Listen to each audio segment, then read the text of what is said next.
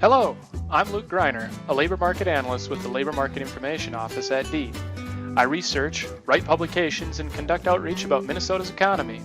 The Labor Market Information Office at DEED produces some of the most well-known economic data, such as the unemployment rate, wages, number of jobs in different sectors, among many other things.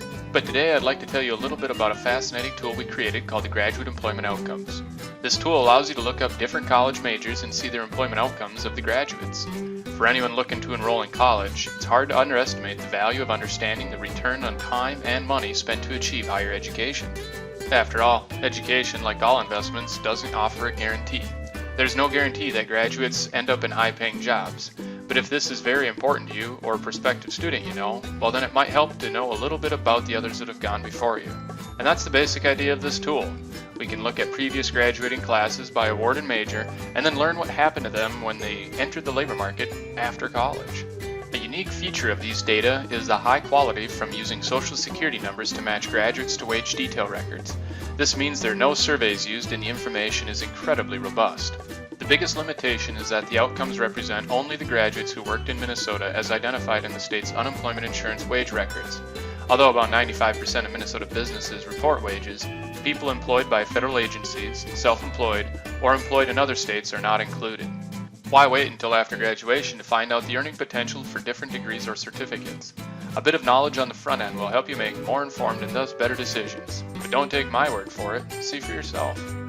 To begin, simply go to mn.gov/deed/GEO. Once you're there, select Data Tool. To start digging into the good stuff, you'll need to make some selections like the graduating class you want to view. Keep in mind that the older the graduating class, the more years of employment outcomes are available. You can also select what award level you want to view or compare, such as an associate degree versus a bachelor degree. Other options you can make are filtering by the type of institution or by the individual school. One of the most useful selections you can choose is the instructional program or major. After you've made the selections you want, simply select View Results and the table will update. The table is organized by 2-digit zip code. To break those down into more detail, simply select the plus sign in the View Detail column. I'll walk you through this first example. In the first column you have the award type. The zip code corresponds to the instructional program, or sometimes known as a major. The remaining columns are the employment outcomes of those graduates. You can see what they earned the second year, third year, and in some cases 5th and 8th year after graduation. Just keep in mind you need to choose older graduating classes in order to get a longer employment history. By selecting the graph icon in the third year after graduation, you can see the top 7 industries of employment. Likewise, in the top region of employment, if you select that icon, you can see the top regions that graduates end up becoming employed in. You also have the ability to look at annual wage and employment data in the second tab. Here you'll find the number of graduates again like you did in the first tab, but you will also have the number of graduates that reported wages in Minnesota. These are the graduates that employment outcomes are based upon. Similar to the previous tab, you can find out the median wages earned just on an annual basis instead of hourly. Other information you can find is the percentage of employed graduates who worked full-time, meaning they worked an average of 35 hours per week or more, and they also reported wages in every quarter. The third and final tab gives the employment status of different graduates based on their major.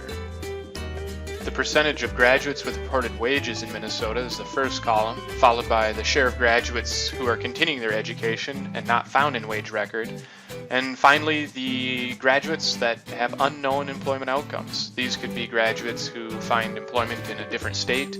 Also excluded are folks employed by federal agencies and self-employed.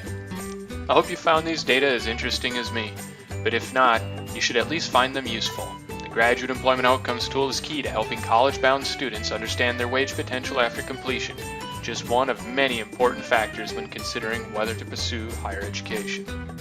If you have any questions, feel free to reach out to the Regional Analysis and Outreach Unit.